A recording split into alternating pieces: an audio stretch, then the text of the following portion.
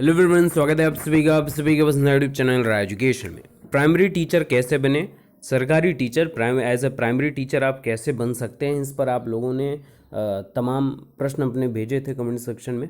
और इस पर बात करनी भी इम्पोर्टेंट है, क्योंकि अगर बेसिकली एक स्टेट पर फोकस किया जाए तो आसपास के जितने स्टेट हैं, चाहे आपका उत्तर प्रदेश स्टेट हो, चाहे बिहार हो, चाहे एमपी हो, मध्य प्रदेश हो, चाहे राजस्थान हो, या चाहे दिल्ली हो, इन 4 से 5 स्टेट में सबसे ज़्यादा शिक्षकों की भर्ती आपको देखने को मिलती है। क्योंकि पॉपुलेशन वाइज यहाँ पर अगर देखा जाए तो प्रायोरिटी है शिक्षकों की भर्ती।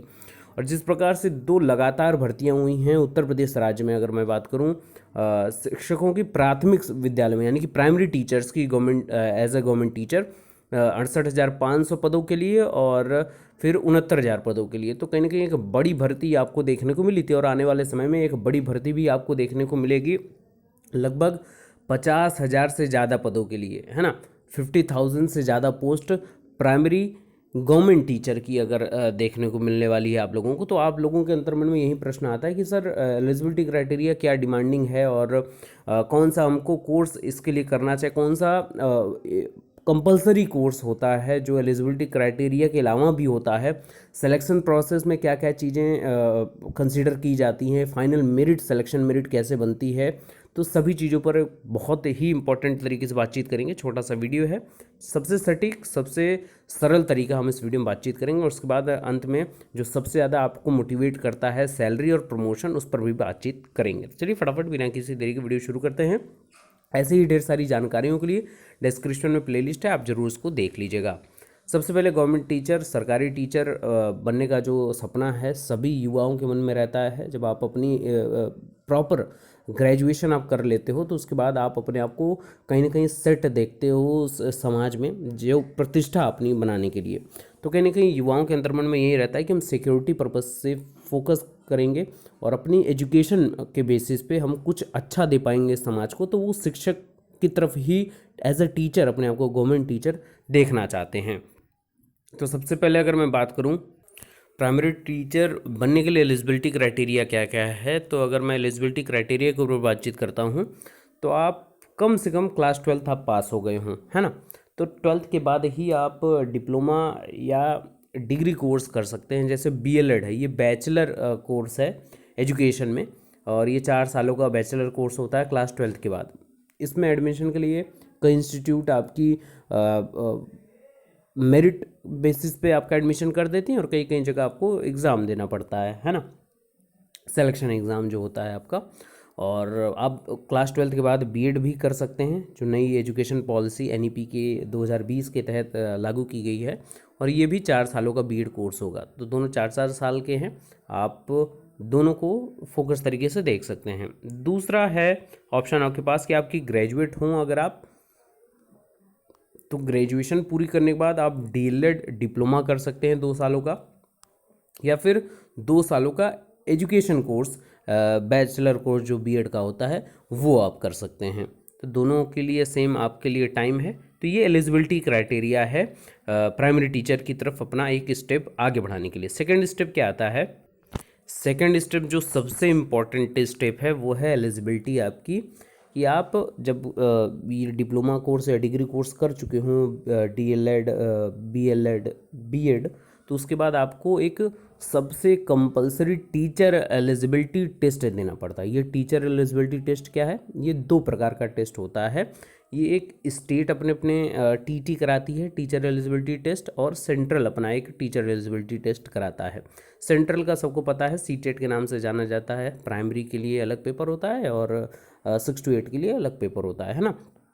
और स्टेट भी अपना अपना अलग पेपर कराते हैं, अलग अलग नाम से जाना जाता है। जैसे बेसिकली यूपी में इसको यूपी TET के नाम से जानते हैं, है ना, टीचर एलिजिबिलिटी टेस्ट।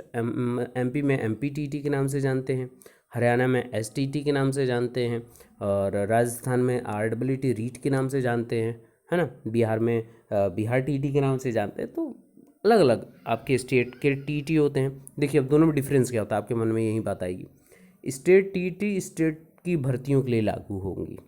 ये मैं प्राइमरी के लिए ही बात कर रहा हूँ, मैं किसी और की, क्योंकि फोकस ही इस वीडियो का है प्राइमरी टीचर के ऊपर, है ना।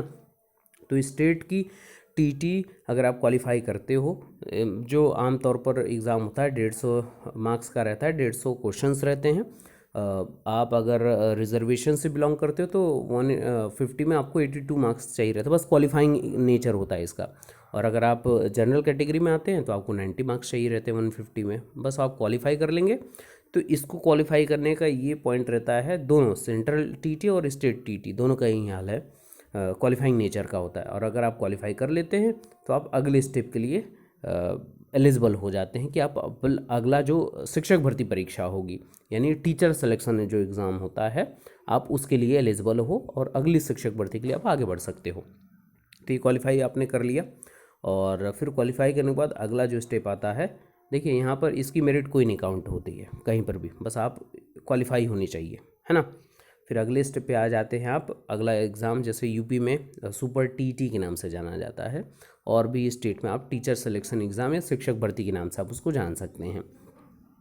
फिर ये सुपर टीटी एग्ज़ाम होता है, और सुपर टीटी में ओवरऑल आपकी सारी परफॉर्मेंस चेक होती है, और फिर ये एग्ज़ाम आप देते हैं, और इसका फिर अपनी अपनी मेरिट बनती है जिस हिसाब से बच्चे आएंगे, और मेरिट का आधार भी अलग अलग होता है, टोटल नंबर ऑफ़ कैंडिडेट कितने हैं, टोटल सीट कितनी है, और इस हिसाब से फिर फाइनल एक क्वालिफाइंग दे दिया जाता है कि इतने नंबर के ऊपर जितने लोग होंगे उनका सिलेक्शन हो जाएगा। फिर अगला स्टेप क्या आता है, तो आपने शिक्षक भर्ती एग्ज़ाम क्वालिफाई कर लिया। आई होप कि ये 2 स्टेप आपको समझ में आ गया। अगर समझ में आ गया हो, भाषा सरल हो, तो वीडियो को लाइक कर दीजिएगा, और जितना ज़्यादा हो सकता है शेयर करिएगा। जो भी डाउट हो, देखिए डाउट छोड़ कर मत जाइएगा, डाउट है तो कमेंट करिएगा, हम इसको तत्परता से अपने ज्ञानानुसार जवाब देने की पूरी कोशिश करेंगे।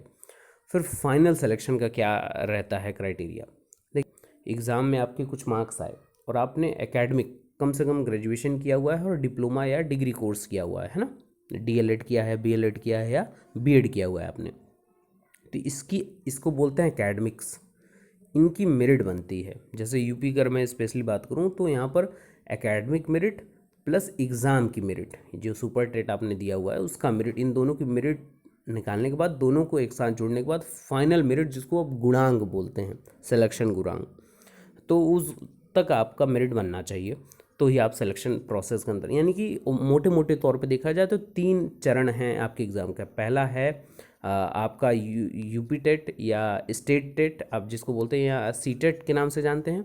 दूसरा है सुपर टेट या शिक्षक भर्ती परीक्षा, और तीसरा है मेरिट। तो ये 3 स्टेप है आपको शिक्षक बनने के लिए, primary teacher, primary government teacher बनने के लिए।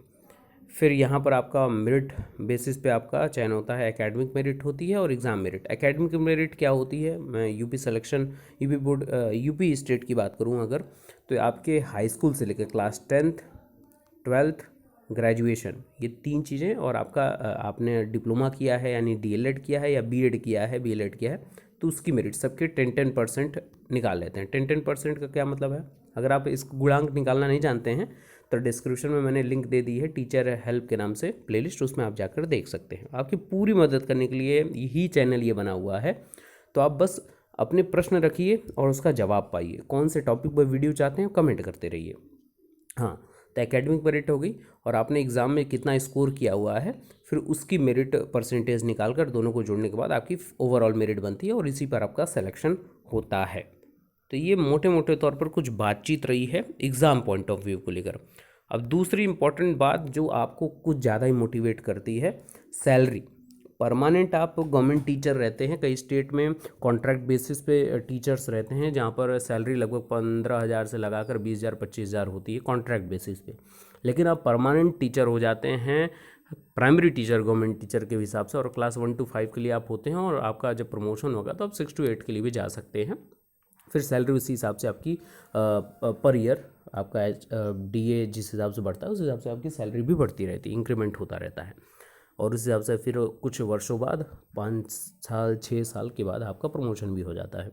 तो सैलरी लगभग 40,000 से स्टार्टिंग आपकी रहती है, और उसके बाद फिर बढ़ती ही जाती है वो, और आपके ओवरऑल परफॉर्मेंस के बेसिस पे भी, कि जहाँ पर लोगों का 10 सालों में प्रमोशन होता है, आप बहुत ही अलग हैं और बहुत अच्छे से आप कर रहे हैं, तो आपका 3 सालों में, मिनिमम 3 सालों में भी प्रमोशन देखा गया है लोगों का। तो कहीं ना कहीं 7 साल का आपको फ़ायदा हो जाएगा, है ना। 7 साल बाद जो लोग प्रमोट होते हैं, इन 7 सालों में आप उनके बराबर की वेजेस, सैलरी इंक्रीमेंट उठाएंगे, तो कहीं ना कहीं अच्छी बात भी है ना। तो आई होप कि आपको ये अच्छा लगा हो, कुछ आपको बेसिक आइडिया हुआ हो प्राइमरी टीचर किस प्रकार से आप बन सकते हैं। फिर भी आपके मन में कोई भी डाउट हो तो आपका स्वागत है, आप ज़रूर कमेंट करिए। वीडियो अच्छा लगा तो लाइक करिएगा, ज़्यादा से ज़्यादा शेयर करिएगा, और प्लेलिस्ट में लिंक है, आप ज़रूर देखिए डिस्क्रिप्शन में। पूरी आपको मतलब A to Z सारा कुछ क्रिस्टल क्लियर हो जाएगा। Best of luck, thank you so much.